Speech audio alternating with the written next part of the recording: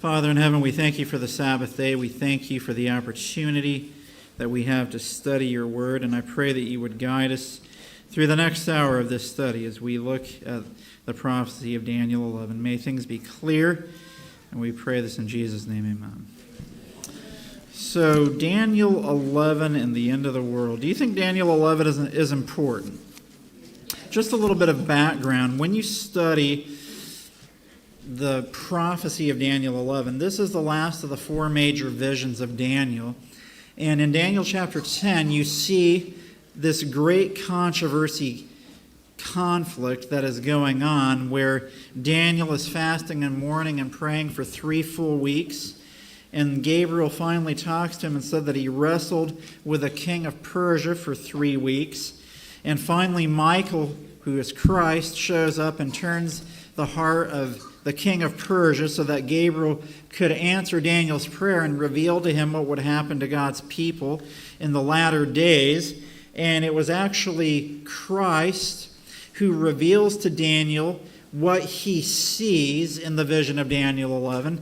And it's Gabriel who describes to him verbally, starting in verse 1 of Daniel 11 through verse 4 of chapter 12, what Michael or Christ revealed to Daniel in vision. And we're not going to look at all the verses, but if you look at verses 5 through 8, that's when Daniel sees this vision. In fact, what he sees startles him so much that he's not even sure that he wants to know what it means.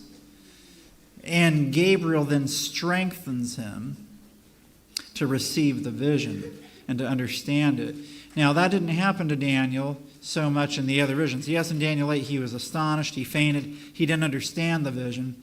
But that's different than seeing the vision and then saying, I'm not even sure if I want to hear the interpretation of it. That's how significant this vision is. And in fact, it was Christ himself who reveals to Daniel this vision. So if Christ appears to Daniel himself and reveals the vision to him, and then in chapter 12, where the explanation is given of a few further things, it's Christ and Gabriel again revealing to Daniel some of the key elements.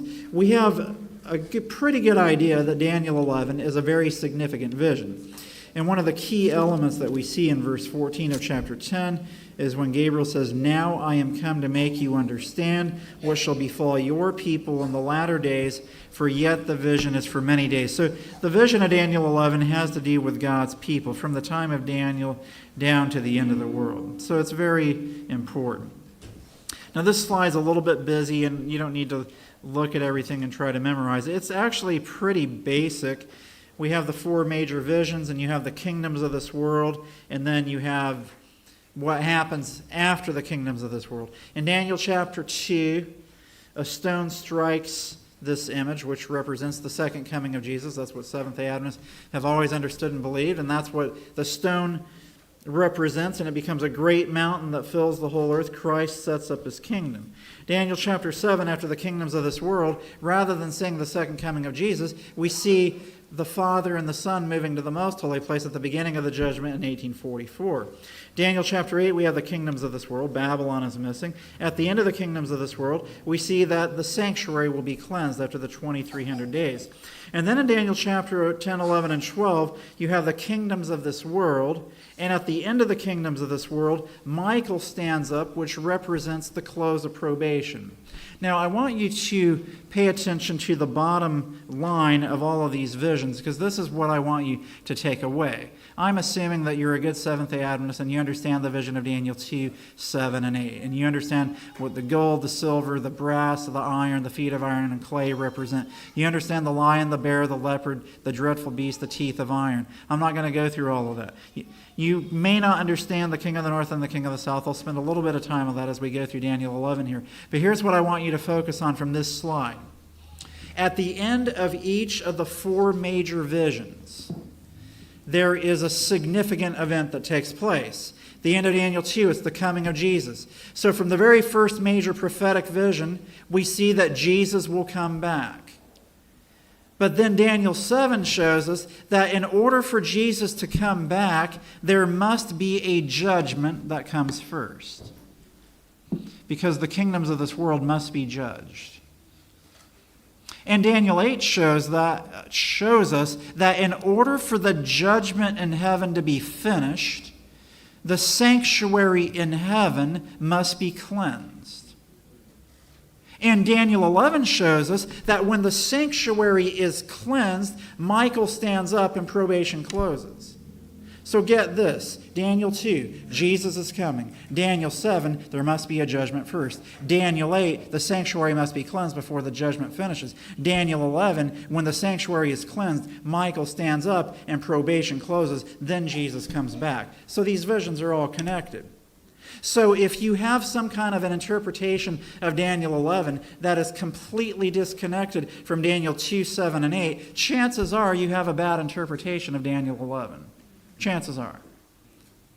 So when you look at Daniel 11, and when you come to the last few verses of that chapter, if we're saying that when the sanctuary is cleansed, then Michael will stand up and probation will be closed, what do you think the last few verses of Daniel 11 are going to be talking about? I believe that it's going to be talking about the events that take place on this earth that are connected to God's people being cleansed of sin so that the sanctuary in heaven above can be cleansed of sin. Does that make sense? So if you look at the big picture of Daniel, then you can start to fill in the details. But if you try to create the details first and then step back and look at the big picture, there might be a chance that your detail could be off. And so remember, Gabriel tells Daniel, "Now I am come to make you understand what shall befall your people in the latter days, for yet the vision is for many days." I read a statement earlier today, I believe at the Sabbath school this morning, Maranatha 2:49. There must be a cleansing of the sins in the lives of God's people in harmony with Christ's cleansing of the sanctuary in heaven above. So I believe that when we come to the end of Daniel 11 and we're talking about the key elements of the glorious land, the glorious holy mountain, and all of those things, that is going to be directly related to Christ's work of cleansing his people from sin so that Michael can stand up and probation can close. When you see the big picture of Daniel, hopefully that makes sense. So Daniel 2, Jesus is coming again. Daniel 7, in order for Jesus to come back, there must be a judgment first. Daniel 8, in order for the judgment to finish, the sanctuary in heaven must be cleansed. Daniel 11, when the sanctuary in heaven is cleansed, Michael stands up and probation closes. When you see it that way, now Daniel from a big picture standpoint makes sense. And then you see that from the prophetic scope of history, the most important time in the history of this world is between 1844 and the second coming of Jesus. Because that's when Christ goes into the most holy place to begin the judgment, to begin the cleansing of the sanctuary. And between 1844 and the second coming, that's when God's people will make decisions as to whether or not they will be part of that cleansing work. And that's really what Daniel 11 is getting at when we get to the end of that prophecy. So that's what I believe Daniel 11 is about. So now that we've set the table, laid the foundation, let's go through some of the key elements of Daniel 11. And I'll mention, if you look at this far right-hand slide in that column, you will notice that it follows the same pattern as Daniel 8, where you start off with Darius the Mede in verse 1 and then the Persian kings that follow. Now you'll notice that Babylon is missing in Daniel 8 and in Daniel 11. And there's a simple reason why Babylon is missing from those visions. In Daniel chapter 8, you see a ram, a he-goat, and a little horn, which represents Media, Persia, Greece, pagan, and papal Rome. And Daniel asks, the two heavenly beings are speaking to each other in verses 13 and 14 of Daniel 8. And the question is, how long shall be the vision, which in the Hebrew is the word hazon. The hazon refers to what has been seen. And so the question is, how long shall be the vision, or what has been seen? Well, what was seen? A ram, a he-goat, and a little horn. Well, the ram of Media Persia is 539 to 331. The he-goat of Greece is 331 to 168 BC. And the little horn of pagan and papal Rome is 168 BC to 476 AD, and then 538 AD to 1798. That's over a long period of time. So modern scholars who say this has to be Antiochus Epiphanes as the little horn, they don't know what they're talking about, because there's this long period of time. And the 2300-day prophecy starts in the kingdom of Medo-Persia, thus Babylon is missing in Daniel 8. So that's why Babylon is missing. And so Daniel 8 and Daniel 11 specifically are connected to the period of time prophetically from the beginning of the kingdom that will be in existence at the beginning of the 2300 days. And Daniel 8 tells you, and Daniel 9 tells you, the beginning point and what will happen at the beginning point till the coming of Christ with respect to the 2300 days. Daniel 11 gives you the detail of what happens at the end of the 2300 days, after Christ goes into the most holy place. That's what verses 41 to 45 are talking about. Okay, so let's hit some of the highlights of the first few verses. And I'm not going to spend a lot of time on this. You can go back and actually just read Daniel and the Revelation by Uriah Smith. And his description of the first 35 verses are excellent. After 36 to 39, he starts to get confused. But the first 35 verses, he's on target. So Darius the Mede is described in verse 1 of Daniel 11. Then you have Xerxes. And then we move on to Alexander the Great and the division of Greece into the four sections, as we saw in Daniel 7 and 8 as well. You can see on this map the division of Greece into the four empires. Interestingly, we were just at the British Museum on Thursday, and we saw coins of all four of these generals: Cassander, Lysimachus, Seleucus, and Ptolemy. That was very fascinating to me that history still bears this out, and it's right there in London. So those are the four divisions after Alexander's death.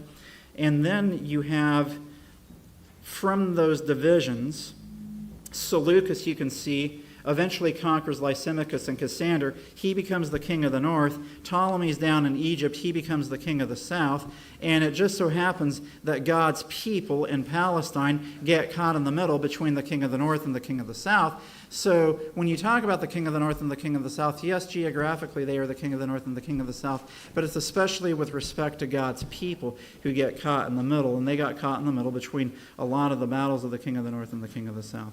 So you go through the history, verses 5 through 15, there's many battles between the Seleucid or Antiochus dynasty, which is king of the north, and the Ptolemaic dynasty, the king of the south.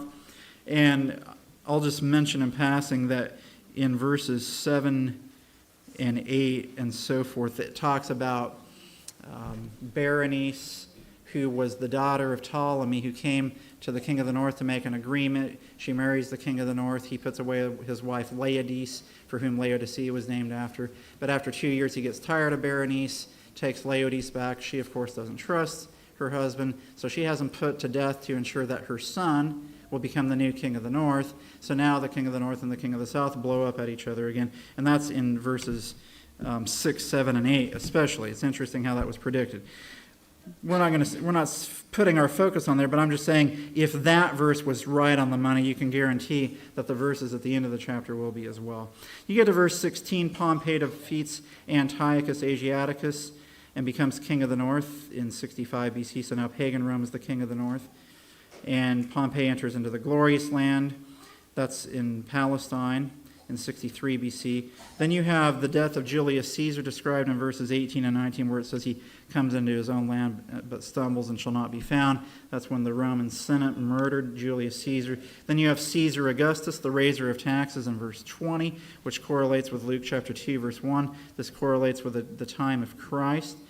There's a number of other things. I'm not going to get into all of that. You have the final struggle between the king of the north and the king of the south with Caesar Augustus, Mark Antony, and Cleopatra, the Battle of Actium, verses 25 through 28. We don't see the king of the south, which was Egypt, and again until Daniel 11, verse 40. That's just a very, very rapid-fire rundown of the history of the first 30 verses, but you can see the history all the way up until the time of Christ and even beyond that.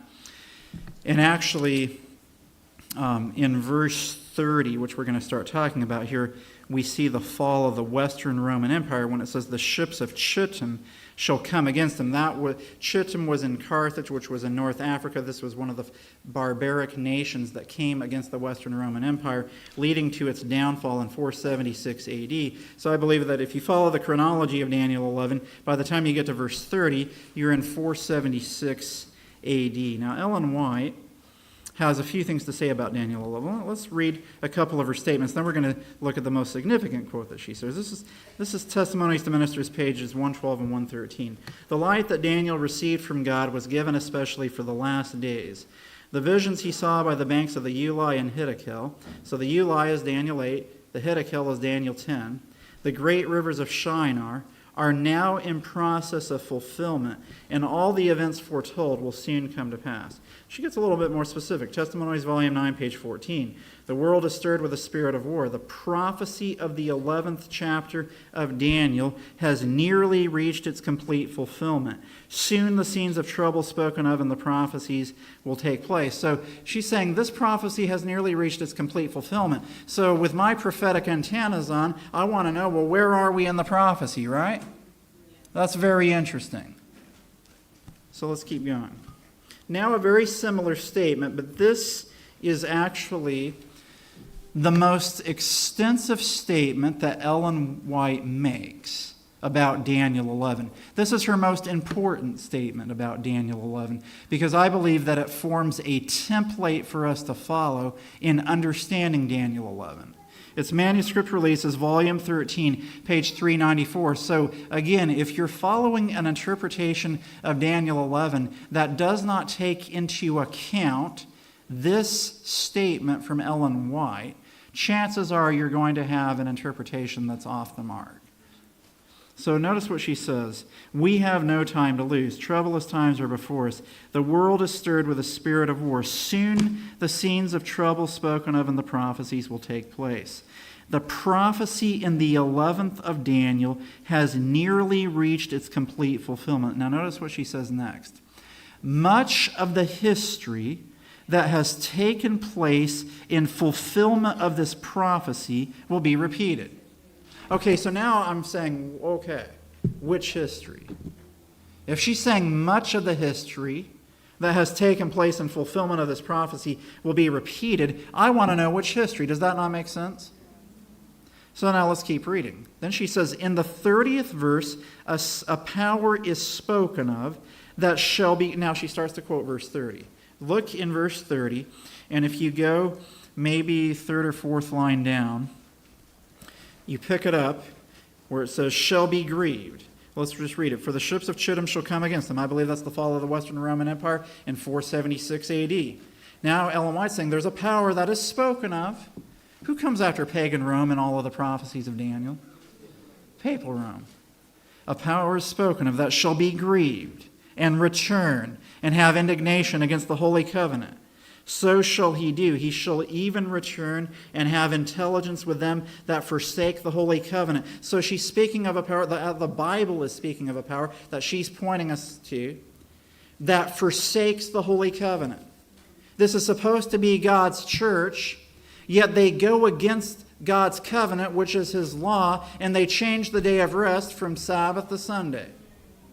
So here you have a power that is spoken of in the last half of verse 30 that announces the beginning of papal Rome as the new king of the north who takes over and predominates Western Europe starting in 538 AD, roughly.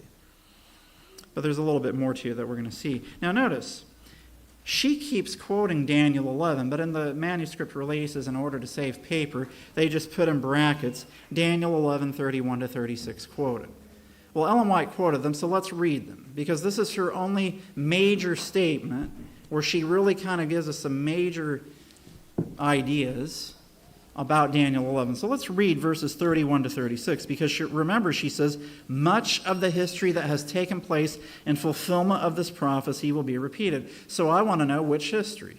She's quoted most of verse 30. Now she's quoting 31 to 36. So let's read this. An arm shall stand on his part, and they shall pollute the sanctuary of strength, and shall take away the daily sacrifice, and they shall place the abomination that maketh desolate. And such as do wickedly against the covenant shall he corrupt by flatteries, but the people that do know their God shall be strong and do exploits. And they that understand among the people shall instruct many, yet they shall fall by the sword, and by flame, by captivity, and by spoil many days. Now when they shall fall, they shall be holpen with a little help. But many shall cleave to them with flatteries, and some of them of understanding shall fall, to try them, and to purge, and to make them white, even till when?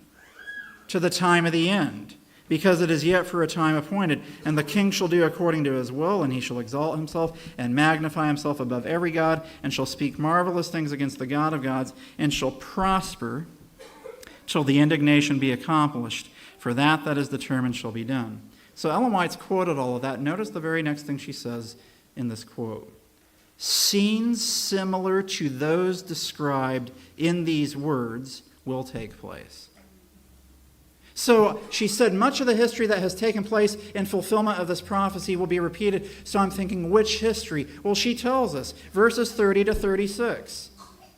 And she says scenes similar to the verses of 30 to 36 described in these words will take place. And the question is, what is the history of 30 to 36? It's the rise of the Roman papacy, the church-state system, that predominated over Western Europe and persecuted God's people throughout the Dark Ages until the time of the end in 1798.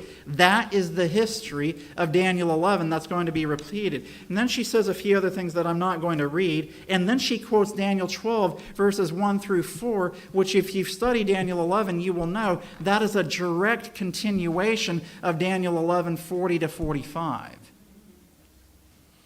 And when you study Daniel 11, what you'll see is that the unfulfilled portion of Daniel 11 is basically in our day. In her day, it was actually the last half of verse 40 through the end of the chapter. In our day, it's basically 41 to 45 and 12, 1 to 4. So the unfulfilled portion of Daniel 11, I believe Ellen White is suggesting, is going to follow a very similar pattern to Daniel 11, 30 to 36. Does that make sense? And we're going to see the pattern of Daniel 11, 30 to 36 now. So here's the key elements. They have intelligence with them that forsake the Holy Covenant. So Papal Rome forms a political alliance with the kings of the earth. And they abandon the law of God. They go against the Sabbath. Verse 31, arms shall stand on his part. And you have to understand some history here, but this is the school of the prophets. So we're in the school of the prophets. This is a bit of a didactic session. This is something that you need to understand. Arms shall stand on his part. Listen, the papacy has never had its own military. They've always relied as a church system on the state power that they've made alliance with to give them military assistance. And in 508, Clovis, the king of the Franks, which is modern-day France, made an agreement with Papal Rome, and he prayed to, his wife was Catholic, and he prayed to his wife's God that if he would gain a victory in this important battle, that he would become a Catholic, and that's what happened. And so he lent his power to the Roman church state, and this was the time when, after the fall of the pagan Western Roman Empire, there was strife in Western Europe over who would become the supreme power, and it was through the assistance of Clovis and the Franks that the papacy then became the preeminent power in Western Europe, and through that alliance with the military, the three horns are plucked up by the roots as described in Daniel 7, the Ostrogoths, the Vandals, and the Heruli. But the papacy didn't have its own power to do so. It needed military power. So we see that in verse 31, and that's 508. In 533, Justinian declares the Roman bishop to be the head of all churches. That decree was made effective in 538 when Belisarius drove out the Ostrogoths from Rome. To take away the daily, paganism is removed by Papal Rome in 508. The abomination of desolation is the union of church and state that takes place in 508 and 538 with the state giving its military power to assist the papacy, and then in 538 with the decree of Justinian that makes the Roman bishop the head over all the churches and over the state as well. So these are some key elements in verse 31. We keep moving. We see the persecution of the saints in verse 33. Once a corrupt church unites with a state, persecution of God's true saints always follows. And we see that they were persecuted by the sword, by flame, by captivity, and by spoil. By the sword, that's pretty obvious. They were put to death with a sword, burned at the stake, put into prison. And spoil means this. You probably know what this means, but spoil means that the Catholics were promised by the church that if they were to capture and to put to death heretics or non-Catholics, not only would they gain their property, but they would gain eternal life. So the spoil was the spoil of the property of Protestants or those who didn't follow the Catholic Church when their property was taken over by Catholics. And then the many days, as seen in verse 33, is the 1260 years. That correlates with Daniel 7:25, where the little horn power wears out the saints for a time, times and a half a time.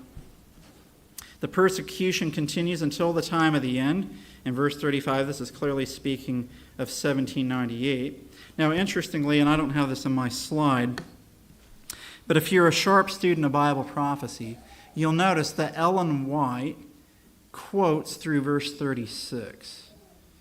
Now, if you're a student of Daniel 11, that's important because Uriah Smith switches the king of the north in verse 36 to France.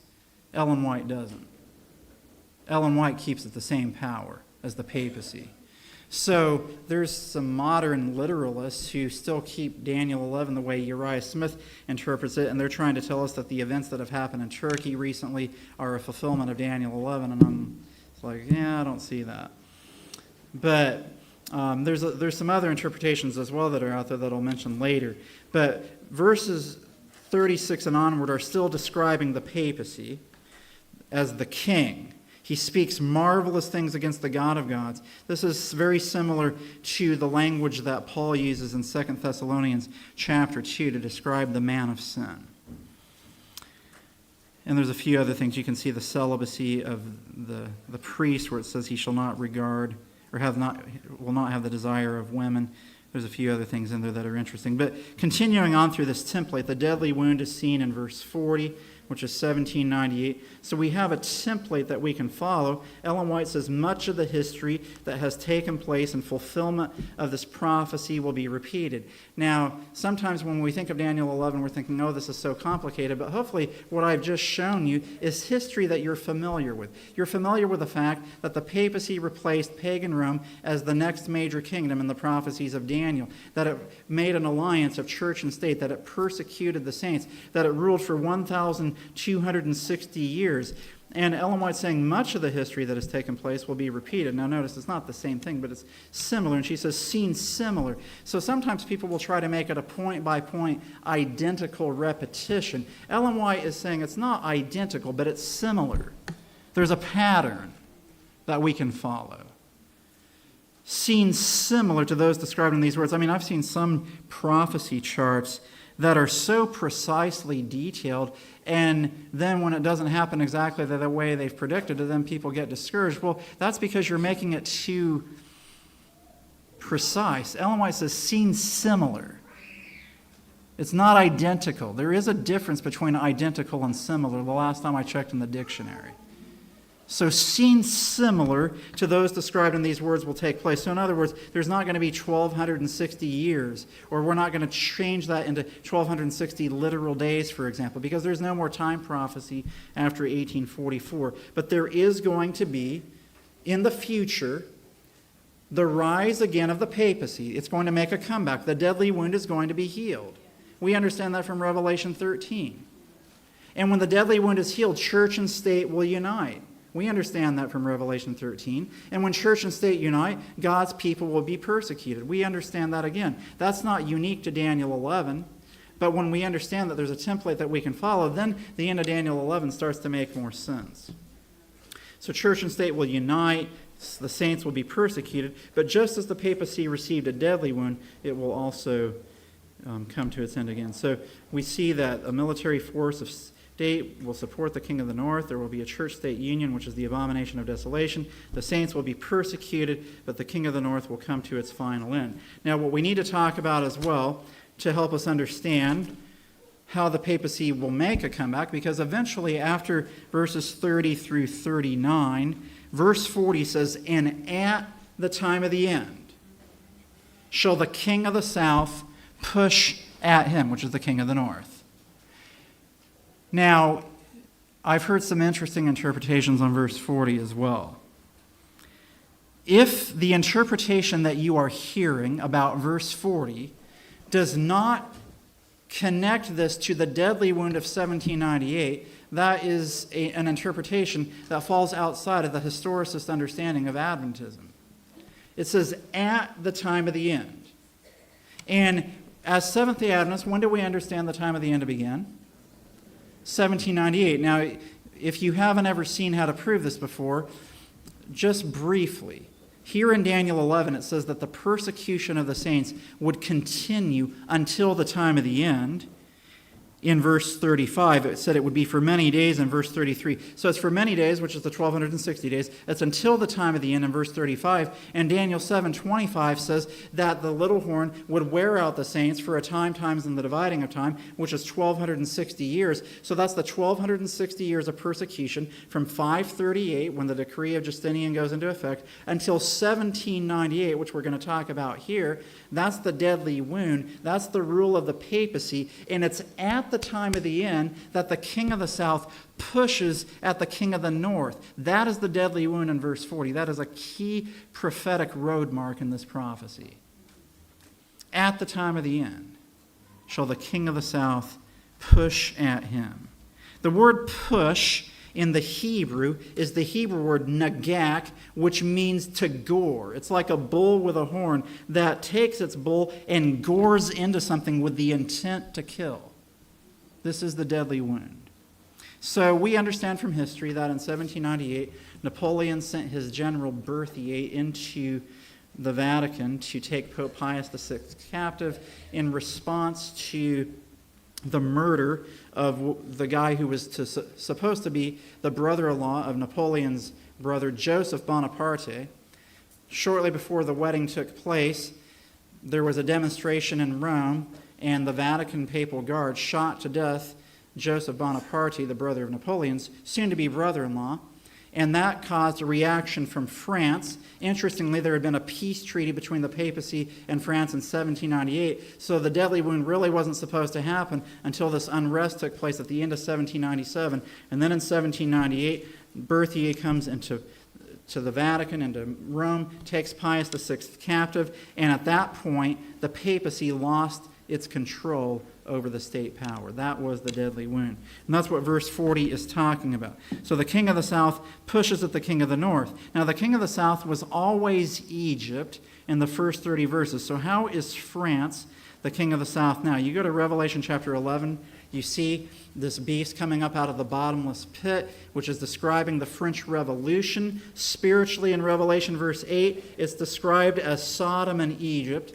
Interestingly, this is at the end of the 1260 years. It was France that gave its military to assist the papacy at the beginning of what's called the 1290 years in 508. And it was always France that was the most supportive of the papacy. It was from France that you had St. Bartholomew's Massacre. The Protestants were driven out of France. They were the most supportive of France throughout the years. And so the French developed a view of God that he was a mean, vengeful tyrant, and they didn't want to have anything to do with God. So at the end of the 1260 years, they say, let's get rid of God. Let's form an atheistic society. Let's worship the goddess of reason. And what you ended up getting is the reign of terror, anarchy, a godless society. And what France showed at the end of the 1260 years is what Satan's government in heaven would have been like if he had gained control of heaven.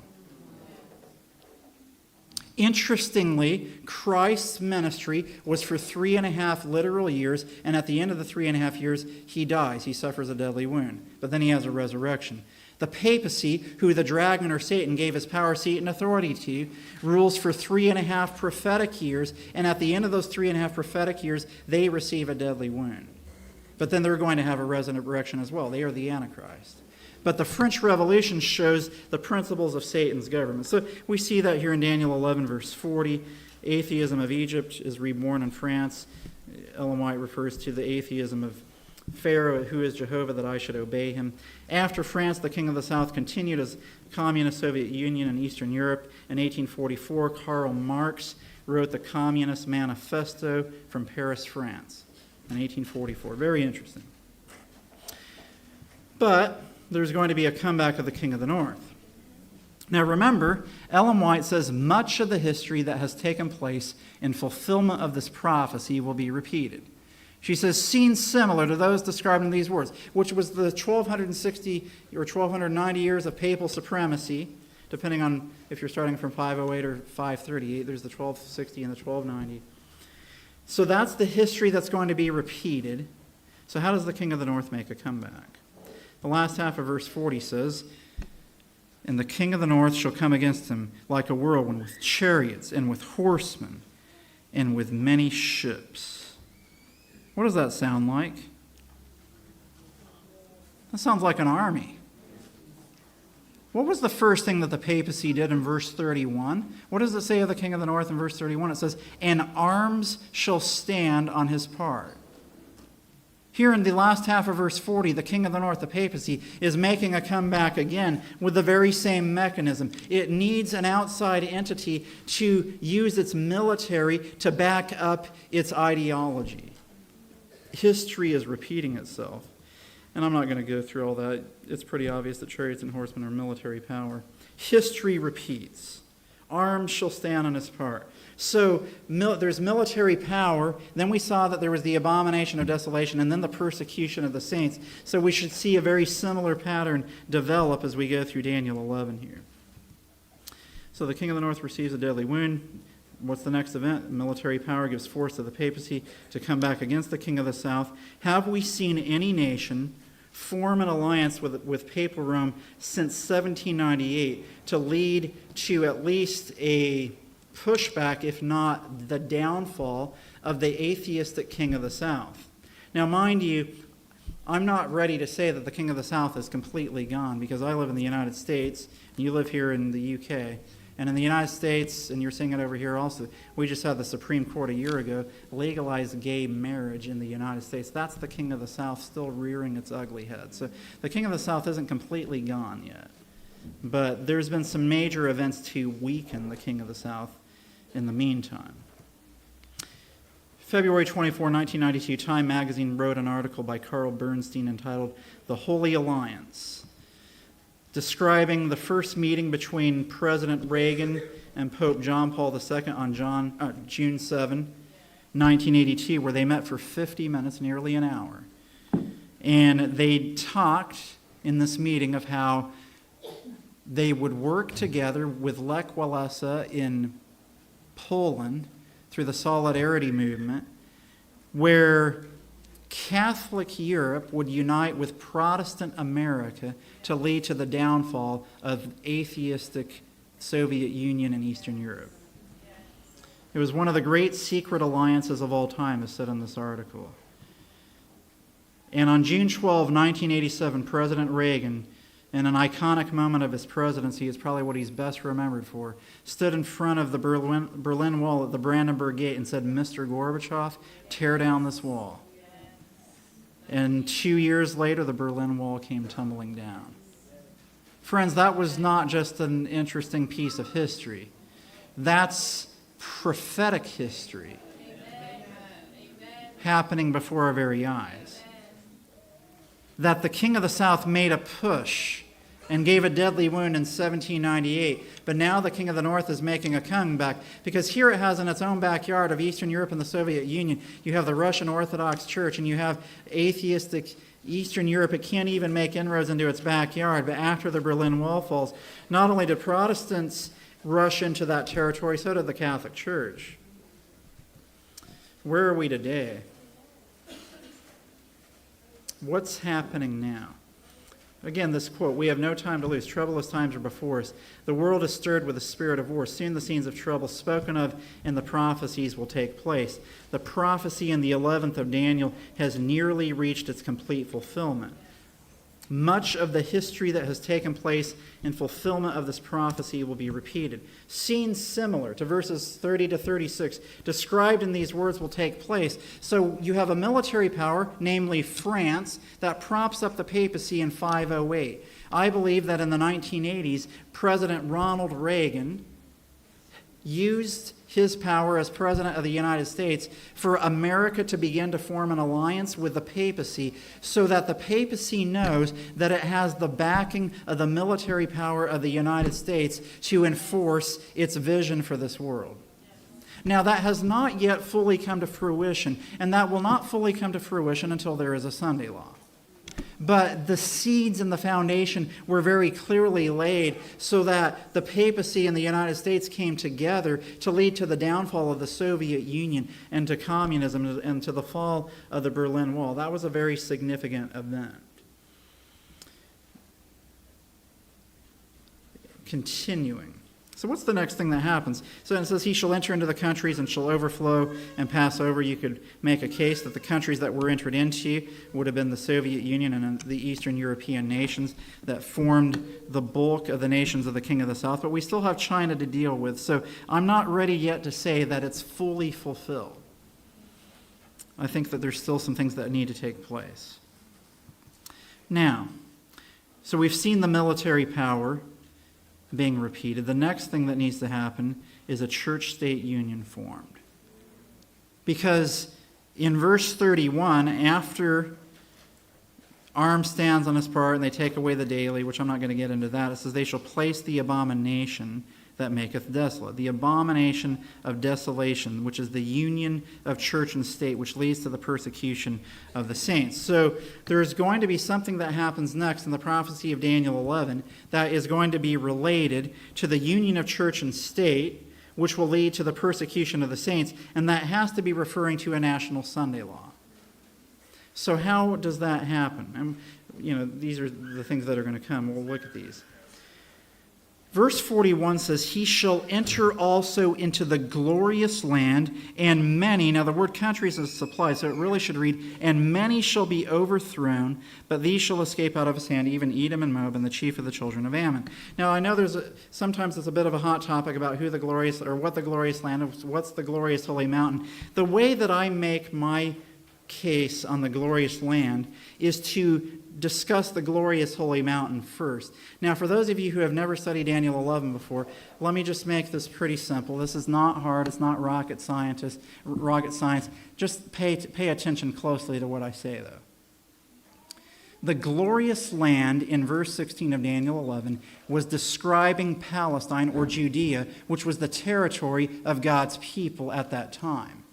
Now, the glorious holy mountain is describing Mount Zion in Jerusalem, which is on the north side of Jerusalem. Let me just give you a few verses to help you understand what the glorious holy mountain is. If you go to Daniel 9, verse 16, Daniel's making this prayer, and he's saying, O Lord, according to all thy righteousness, I beseech thee, let thine anger and thy fury be turned away from thy city Jerusalem, thy holy mountain. So if you just stick to the book of Daniel, Jerusalem is described as the holy mountain. But there's a few other verses. You go to Psalms 48, verses 1 and 2, where we read, Great is the Lord and greatly to be praised in the city of our God, in the mountain of his holiness, beautiful for situation. The joy of the whole earth is Mount Zion on the sides of the north, the city of the great king. Mount Zion's on the north side of Jerusalem. Psalms 2, verse 6 says, Yet have I set upon my king upon my holy hill of Zion. Go to Joel 2, verse 32. Go to Joel 2, verse 32. And I believe this gives us some further clarity about the glorious holy mountain, which is a smaller territory within the glorious land. Joel 2:32 says, And it shall come to pass that whosoever shall call on the name of the Lord shall be delivered. Remember Daniel 12, verse 1, where it says, And at that time shall Michael stand up, the great prince, which standeth for the children of thy people. And then at the end of the verse it says, And at that time thy people shall be delivered, every one that shall be found written in the book. Here we see in Joel 2:32, right after it describes the sun being dark and the moon to blood, the great day and terrible day of the Lord. Then it says, And it shall come to pass that whosoever shall call on the name of the Lord shall be delivered. For in Mount Zion and in Jerusalem shall be deliverance, as the Lord hath said, and in the remnant whom the Lord shall call. I believe that the glorious holy mountain is describing God's end-time remnant church. But there's the glorious land, which is a greater territory of the glorious holy mountain. And the glorious holy mountain is only described at the very end, just before probation closes, after the loud cry has been given. So the glorious land is earlier in the sequence of this prophecy.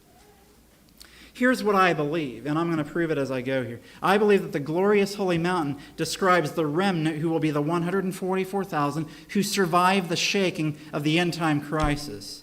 I believe that the glorious land represents worldwide Adventism prior to the shaking. And when the King of the North enters into the glorious land, he is entering into that territory for the purpose of conquest. Whenever the king of the north or the south enters into a territory in Daniel 11, it is for the purpose of conquest. And the king of the north enters into the territory of God's people for the purpose of conquest. And the way he can conquer God's people is through the national Sunday law. Because that is how God's people will receive the mark of the beast. And if you receive the mark of the beast, you are now under the dominion of the king of the north. Does that make sense?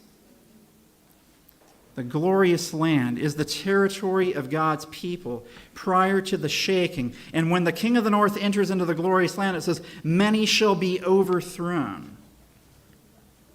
So the glorious land and the glorious holy mountain cannot be the same thing. The illustration I use, because I gave this talk one time in Baltimore, Maryland, is that Baltimore, Maryland is one city in the United States of America.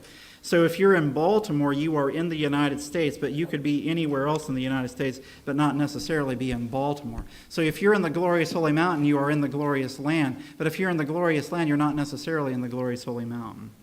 Just a minor point. So I believe that the glorious holy mountain describes those who survive the shaking. They are spiritual Mount Zion who will stand with the Lamb.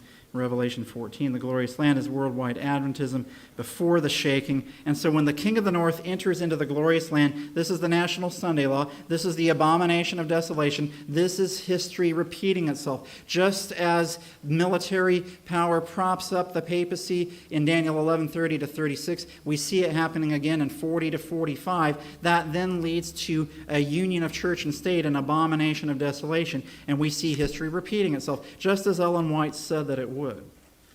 Ellen White says, speaking of those who will be overthrown, as the storm approaches, a large class who have professed faith in the third angel's message, but who have not been sanctified through obedience to the truth, abandon their position and join the ranks of the opposition. By uniting with the world and partaking of its spirit, they have come to view matters in nearly the same light. And when the test is brought, they are prepared to choose the easy, popular side. Men of talent and pleasing address who once rejoiced in the truth employ their powers to deceive and mislead souls. Well, let me say something else to you.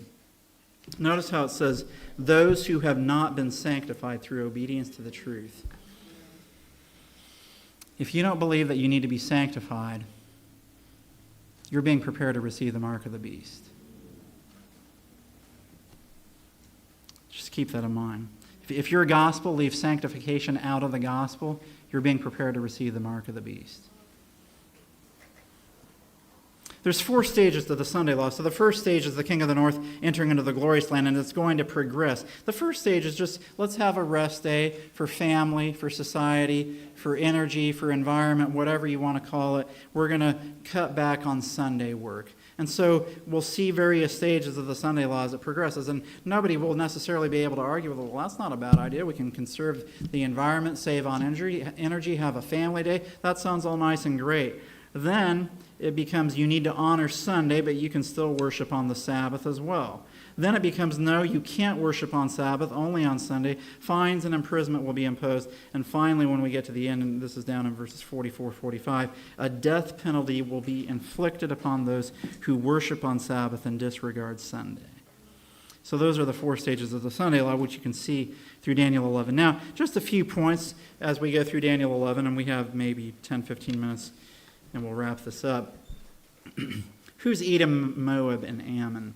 So Edom, Moab, of course, the Edomites are the descendants of Esau. Moab and Ammon are the descendants of the sons of Lot through his daughters, so not the greatest story.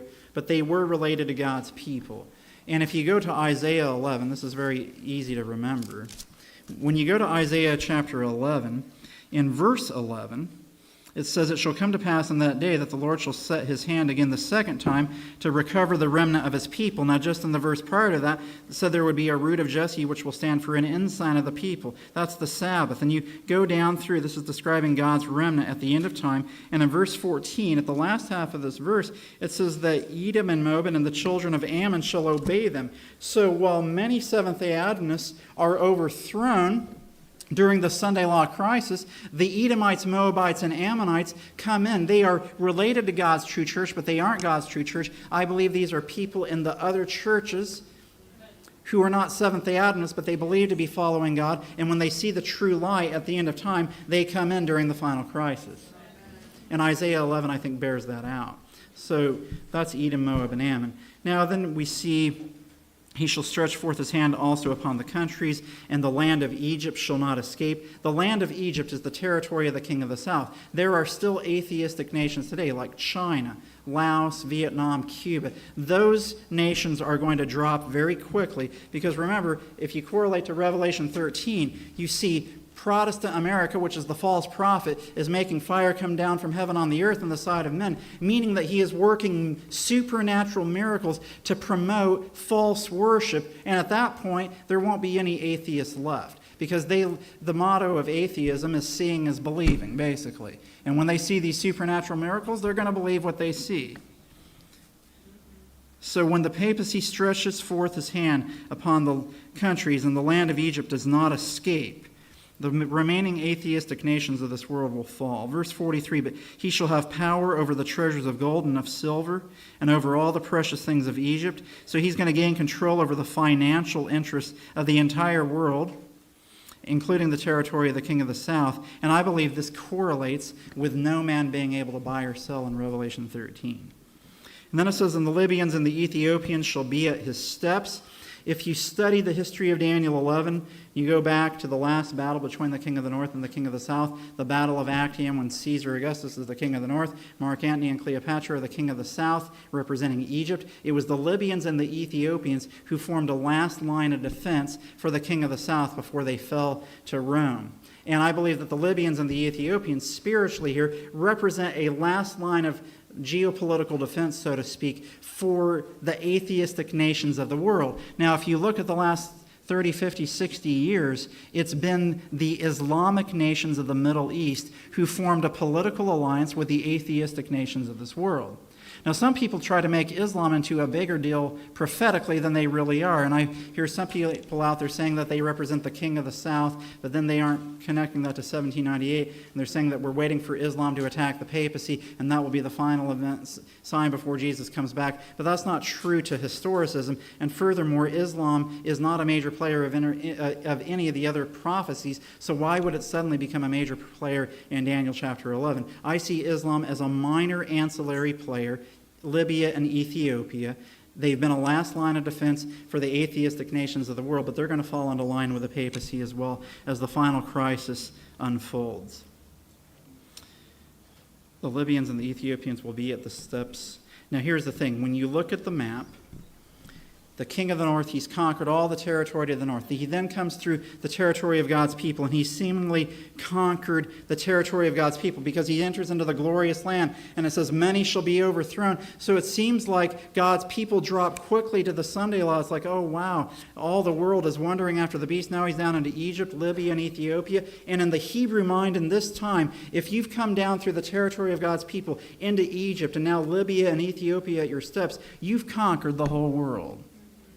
And seemingly all the world wonders after the beast, but that is not the end of the story of this prophecy. But tidings out of the east and out of the north shall trouble him. Therefore he shall go forth with great fury to destroy and utterly to make away many. If you look at the map, to the north and to the east of Egypt is the glorious holy mountain, which is where the remnant is found. And they are the ones who are giving the loud cry message, the tidings out of the east and out of the north. And that loud cry message is Babylon the Great, the king of the north, the Roman church state, papal system is fallen, and has become the habitation of devils and the hold of every foul spirit. And when the king of the north hears this, he goes forth with great fury to destroy and utterly to make away many, which correlates with Revelation 12:17 when it says the dragon was wroth with the woman, the one who's giving the loud cry message, the remnant church. He is wroth with a woman and went to make war with the remnant of her seed, which keep the commandments of God and have the testimony of Jesus Christ. Is it no coincidence that in God's last day church, obedience and the testimony of Jesus, which is the spirit of prophecy, are under the greatest attack in God's church? Because those are the identifying marks that will help to preserve us as we stay connected to Jesus from the final attacks of Satan. And then verse 45, and he shall plant the tabernacles of his palace between the seas and the glorious holy mountain, yet he shall come to his end, and none shall help him. Now the King James says, in the glorious holy mountain. The New King James correctly translates that it's between the seas and the glorious holy mountain. So the tabernacles of the palace is between the Mediterranean Sea and Jerusalem on the old map, but this is in spiritual terms. Now, the loud cry message, I'll just mention this. It's the message of Christ's righteousness. It's going to lighten the earth with God's glory. It proclaims that Babylon has fallen. So we see history repeating itself. And when this loud cry message is given, now not only do we have a military power propping up the papacy with the United States, we now have union of church and state, national Sunday law. Now we see the persecution of the saints when they give the loud cry message. Persecution revives. Then he plants the tabernacles of his palace between the seas and the glorious holy mountain. You can kind of see the Mediterranean Sea off to the left on this map. Jerusalem is in the really bright green spot on the map there in the center. And you look at this map, you see the Vatican on the top. That's the Palace of Versailles on the bottom. This just gives you an idea that a tabernacle is a place of worship. And a palace is a place where a king resides. This is the final abomination, the final union of church and state between the seas. Sea in Bible prophecy, Revelation 17:15, represents people. So all the world is wondering after the king of the north, and he has all the world backing up his final union of church and state, which is a Sunday law attached to a death decree. And then the glorious holy mountain is this small spot on the map, which, as we saw in Joel 2:32, represents Mount Zion or Jerusalem or the remnant where God's people will be delivered. And seemingly, you're going to have this whole ocean of people, this whole sea of people who's backing up the papacy and its false church-state system. Seemingly, they're going to wipe God's remnant church off the map. And it seems that all is lost to the cause of God, to the human eye. But that's when Daniel chapter 12, verse 1 takes place, when it says, and at that time, when the king of the north has all the world following after it, and when he makes a death decree against God's people, it is at that time that Michael stands up for his people. And then there's the time of trouble. And then it says, and at that time shall thy people be delivered, every one that shall be found written in the book. If you read this quote from Review and Herald, November 19, 1908, Ellen White talks about Michael standing up around the time of trouble. Close of probation. I want to mention something very interesting here. Michael is described 4 times in Scripture. He's described the first time chronologically in the history of the universe in Revelation chapter 12, verse 7, where it says, and there was war in heaven. Michael and his angels fought against the dragon and his angels and prevailed not, neither was their place found any more in heaven. Michael represents Christ, and he's in cosmic conflict with the devil, and the devil is cast out in chapter 12 of Revelation. The next place that we see chronologically with respect to the history of the universe is in the book of Jude, verse 9, where it says, yet Michael the archangel, when contending with the devil, he disputed about the body of Moses, durst not bring against him a railing accusation, but said, the Lord rebuke thee. This time, Christ is going to raise Moses from the dead, and Satan saying, he's my property, I got him to sin. You can't raise him from the dead. And Michael prevails over Satan and raises up Moses from the dead. The next time we see Michael chronologically is in Daniel chapter 10, at the beginning of this prophecy, where Gabriel contends over the mind of Cyrus for 3 weeks, and Satan is standing there pushing back as hard as he can, because he understands that if Cyrus allows for the prophecies to go forward with respect to the Jews, that the Messiah will come and that the cleansing of the sanctuary will come. So Daniel prays for 3 weeks, and because of his faithful prayers, Michael comes and he prevails, and the prophecy is given. And so then the prophecy is given, and we go down the scope of history, and we come down to the very end of time. And this represents the last struggle between Michael or Christ and Satan. Every time Michael is described, it describes cosmic conflict between Christ and Satan. And the final conflict comes when the dragon or Satan, who gives his power, seat, and authority to the papacy, the king of the north, they are about to put God's people to death. And it's at that time that Michael stands up, and there's a reason why he stands up, because he is standing up from being seated at the right hand of the throne of God. Very briefly, he is described as our high priest in Hebrews 8, verses 1 and 2. Hebrews 8:1 says, "Now the things which we have spoken, this is the sum. We have such an high priest who is set on the right hand of the throne of the majesty in the heavens, a minister of the sanctuary and of the true tabernacle, which the Lord pitched and not man." So what's Jesus doing while he's seated at the right hand of God? He is our high priest. And Hebrews 8:6 says he is the mediator of a better covenant. And he is working, in Hebrews 8:9-12, to write his law into our hearts and minds. When he finishes his work as our high priest, he will have a commandment-keeping people. Not only that, he is described in Hebrews 12, verses 1 and 2, as the author and the finisher of our faith. We talked about this last night. It says he endured the cross, despising the shame, and is set down at the right hand of the throne of God. So not only is he our high priest, he is the author and the finisher of our faith, helping us to run with patience the race that is set before us. He is helping us to exercise faith, the faith of Jesus. So when Christ finishes his work as our author and finisher of our faith, not only is he our high priest helping us to keep his law, he is helping us to have patience and the faith of Jesus. So here's the thing. Before I read this quote, when Michael stands up, he has finished the most important work in the great controversy.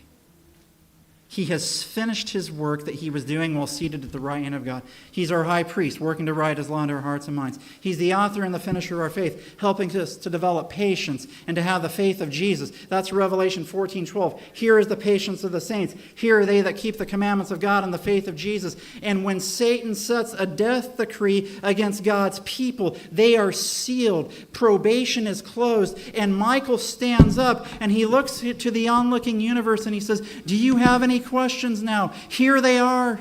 Here is the patience of the saints. Here are they that keep the commandments of God and the faith of Jesus. They are the demonstration to the universe that Michael, or Christ, has prevailed against Satan in the great controversy. And the last verses of Daniel 11 show us that the sanctuary in heaven has been cleansed of sin, and Christ now has his people who are ready to go through the great time of trouble, who will be his demonstration of what God can do among the most wicked and perverse generation who has ever lived. Yet God will take from that generation people who he will recreate into his image.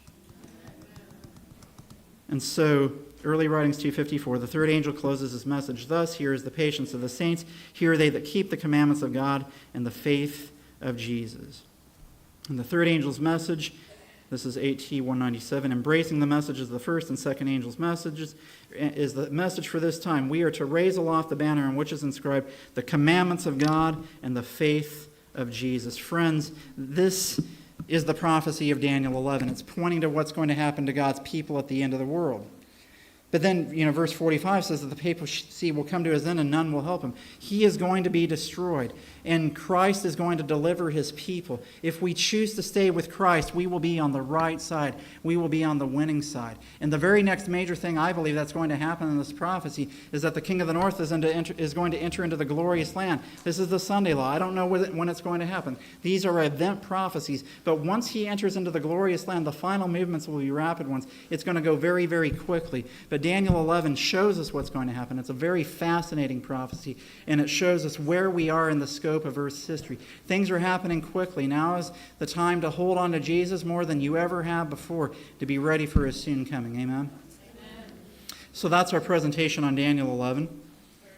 And I think we're going to have some time for questions and answers after the last presentation. Pastor Ramden's going to talk about that. But let's close right now with a word of prayer.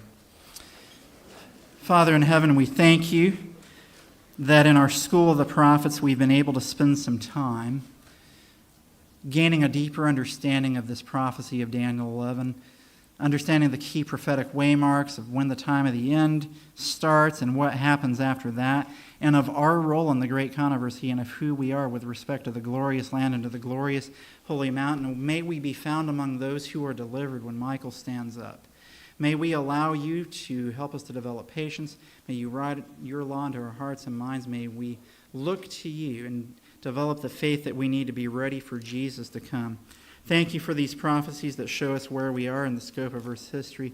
May we be faithful and ready when Jesus comes, I pray. In Jesus' name, amen.